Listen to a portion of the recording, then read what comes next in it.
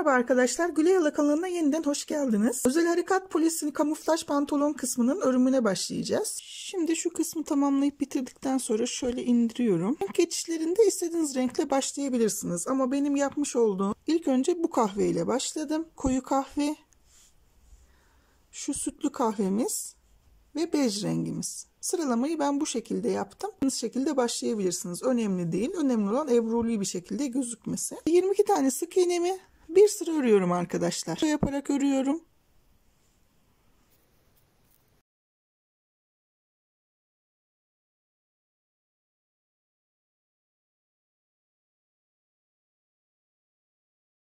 Böyle yaparak ördüm, sıramı tamamladım. Bir tek bir çift yapıyorum arkadaşlar. Bir sıra boyunca bir tek bir çift yapacağız. İlk çiftimi yaptım.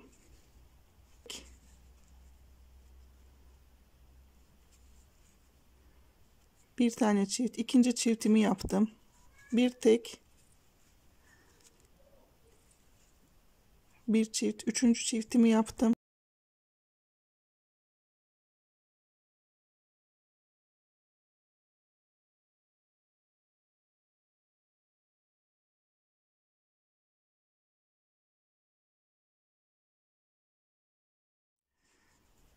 Bir tane tek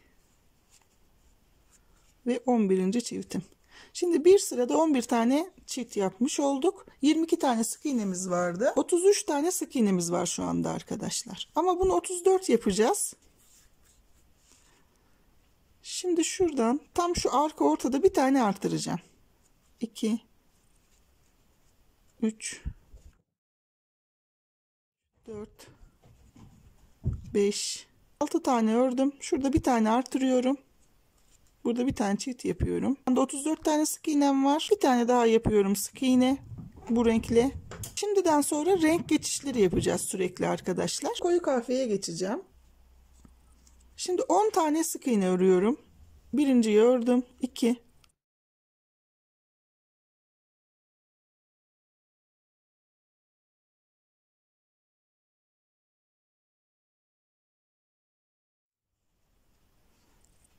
9. Şu 10'uncuyu örmüyorum. 10'uncuyu şimdi şu renge geçeceğim için sütlü kahve ile alacağım.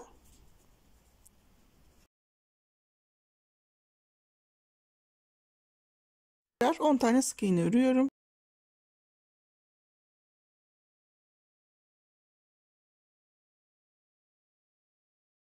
Zaten şu bej rengimiz bağlıydı ayakkabımızda, biliyorsunuz.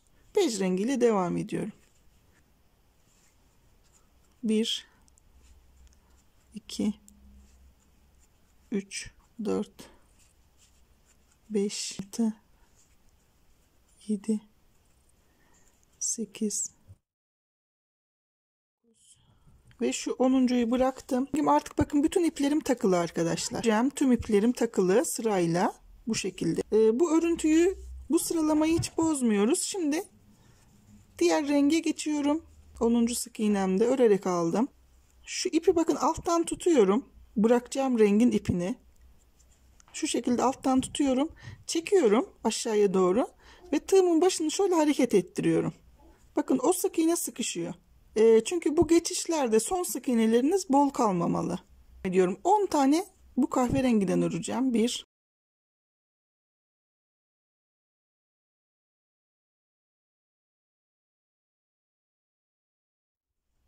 10. sık iğnemi bıraktım ve devam ediyorum koyu kahve ile. Tığımı da şöyle oynatıyorum biraz.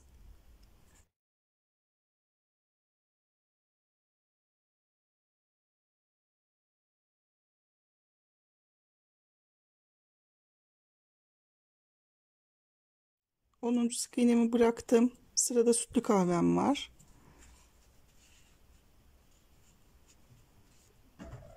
İpimi çektim, sıkılaştırdım ve ördüm.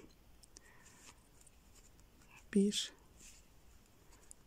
2 3 4 5 6 7 8 9. Şu 10. sık iğnem. Bej rengine geçtim. Ve örüyorum.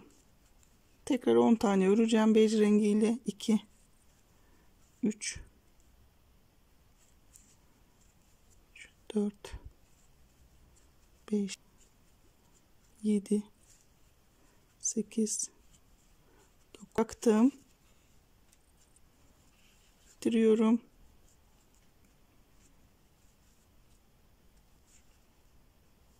Şurada da bakın. Şu yeni örmüş olduğum, yani buraya kadar çekiyorum ya şu ipi. Buraya kadar ipin arasında bırakıyorum örerken. Şöyle bakın. Şu şekilde.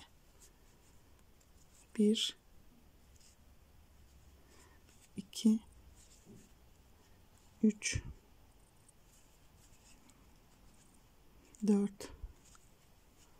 5 6 7 8 9 10'uncuyu bıraktım. Şimdi bu şekilde arkadaşlar 5-6 sıra bu şekilde ördükten sonra öne çıkarmak istediğiniz herhangi bir rengi tam bir tur döneceksiniz. Şimdi ben size göstereceğim onu. 5 6 7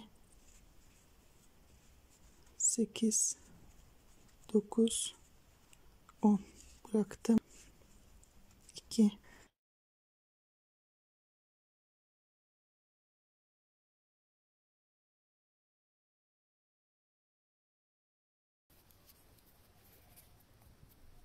Şimdi ben arkadaşlar koyu renk, şu koyu kahvenin ağırlıkta bir renk olsun istiyorum. Yani 5 sırada bir, 6-7 sırada da olabilir. Yani sizin hoşunuza gidecek sıralarda da böyle tek renk düze devam edebilirsiniz. Şimdi ben arkadaşlar bu koyu kahveyi ön plana çıkarmak istediğim için sadece koyu kahveyi tercih edeceğim.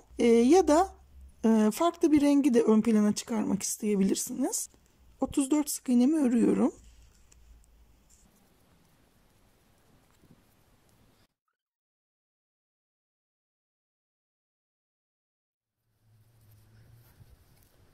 Bir önceki sırada şuradan başladığımda 10 tane sık iğne örecektim biliyorsunuz. Tekrar 10 tane sık iğne örüyorum. 2 3 4 5 6 7 8 9 Şimdi rengimi değiştireceğim ve aynı şekilde 10 sık iğnede bir renk değiştirerek 5-6 sıra daha öreceğim.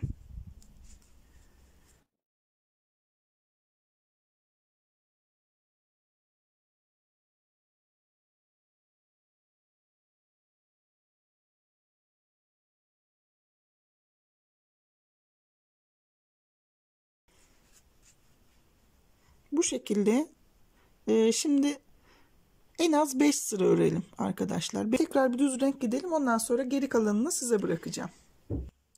Şimdi arkadaşlar şu bakın tam tur döndüğüm sıra şurası. Yani şu tam tur döndüğümüz sıradan sonra 1, 2, 3, 4, 5. sırada döneceğim. Şimdi turumu tamamlıyorum koyu kahve ile.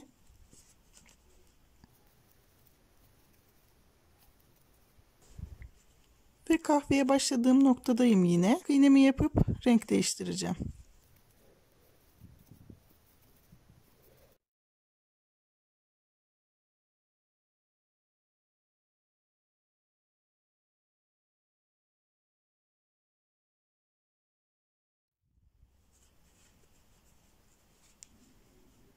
Ve 10 sık iğnede bir renk değiştirerek devam edeceğim. 9, 10. Hemen sıradaki rengime geçiyorum.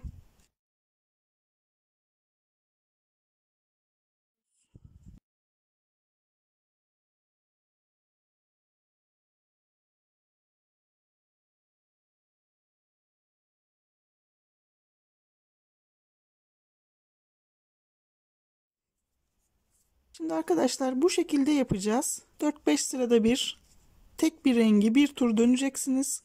10 sık iğnede bir renk değiştirerek sıralarımızı tamamlayacağız. 2 tane öreceksiniz. Yani şöyle bitirmiş olacağız.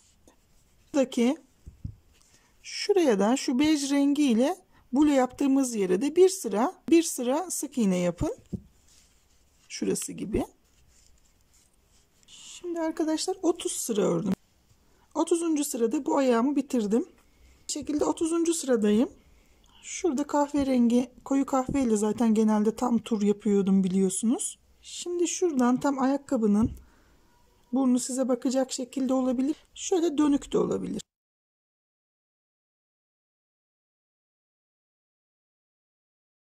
Yani şu birleştirme yerini siz kendiniz tespit edin. 4 tane zincir yapıyorum arkadaşlar. 1, 2, 3, 4. Şu bacağımı da aynı şekilde şöyle yaptığım zaman şurayla birleştireceğim. Şimdi buradan bir sıra kahverengi ile örüyorum.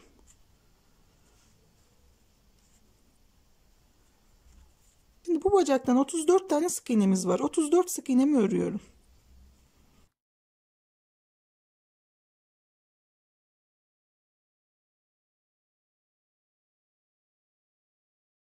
Şimdi zincirlerimin üzerinde 4 tane sık iğne yapacağım.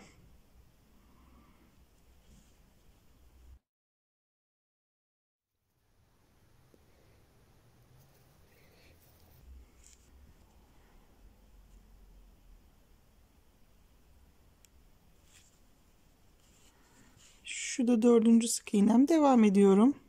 Zincir çektiğim değil de şu boştaki sık iğneden bu bacaktaki 34 sık iğnemi öreceğim. 1, 2, 34 tane sık iğnemi ördüm. Şimdi zincirin bu tarafına da 4 tane sık iğne yapıyorum arkadaşlar zincirin üzerine.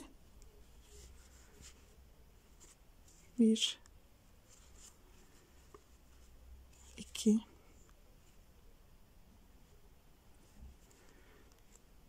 ve 4. 4 tane sık iğnemi yaptım. Bacağı geçtim arkadaşlar. 2 tane daha sık iğne yaptım. 3, 4, 5, 6, 7, 8, 9 sık iğnemi yaptım. 10. da rengimi değiştiriyorum. Aşağıda yapmış olduğumuz renk geçişlerinin aynısını yapacağım. 10 tane sık iğnede bir yine renk değiştireceğiz. 1, 2, 3. Şu 4. de arkadaşlar arka tarafa bırakmış olduğum şu kahverengiyi tığ ile ipin arasına, yani tığın şöyle üstüne koyacaksınız. Şu şekilde onu birlikte yürüteceğiz çünkü. 1, 2, 3, 4, 5, 7. de tekrar alıyorum. 8, 9 ve 10. sık iğnemde sıradaki rengimi bağlıyorum.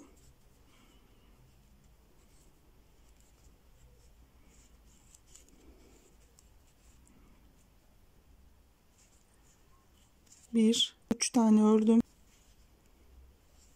Şu 4. de şu iplerimi de yürüteceğim. O bütün ipleri yürüterek örmek zorundayız. Aşağıda bacaktaki gibi olmayacak. Mecburen yürüteceğiz. Şimdi en arkadaki ipi bakın. Tığımın arasına alacağım. En arkadaki kahverengiyi. 1, 2, 3, 4. Şöyle 5. 6. da sütlü kahveyi aldım. 7, 8, 9. da koyu kahve. Onu tığ ile ipimin arasına aldım. 9, 10. da diğer rengimi takacağım zaten. Şu ucunu birkaç sık iğne yürüteyim. 3, şöyle 4 tane falan ördüm. 5. de artık iplerimi arkadan öne doğru getirmem lazım. En arkada bakın şu sütlü kahve var. Şurada görüyorsunuz en arkadaki ipim. Onu koyuyorum. 1, 2, 3, 4, 5, 6, 7. de şu bej rengini koyacağım. 8,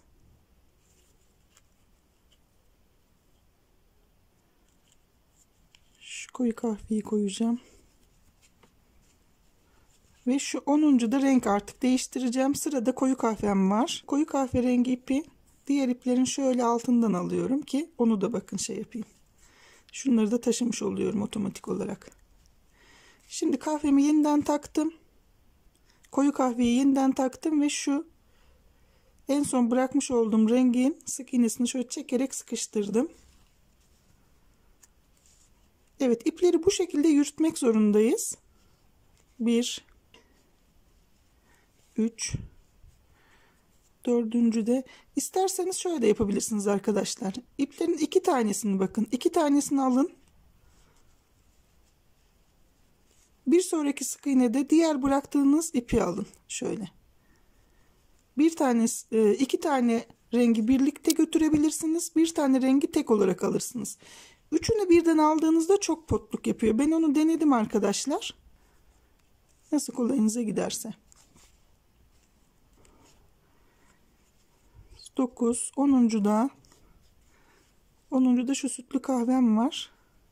Sırada onu alacağım. Bunları bir de çok gergin yapmayın. Şu yürüttüğünüz ipler çok gergin olmasın. Onları çok gerdirmeyin arkadaşlar.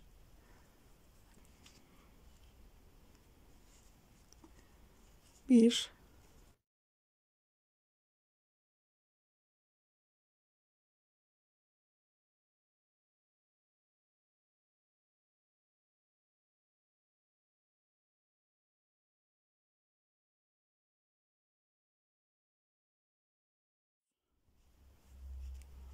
Ve 10 dedim. Sütlü kahveden sonra şu bej rengim var.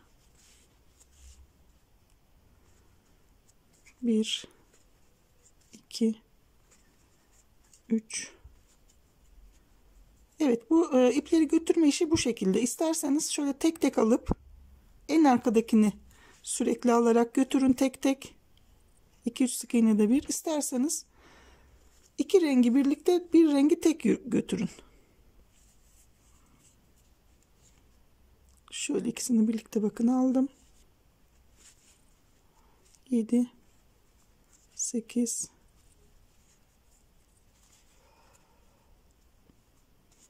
9 ve 10.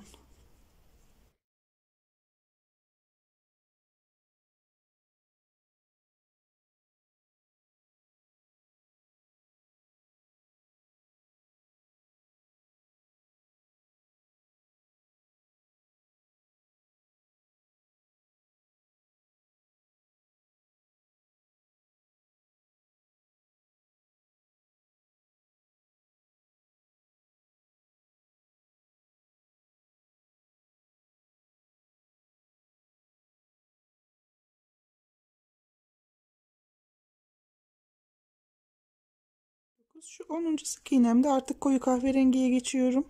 Renklerim sırayla gelecek arkadaşlar. İlk sıra düz renk olduğu için 1 2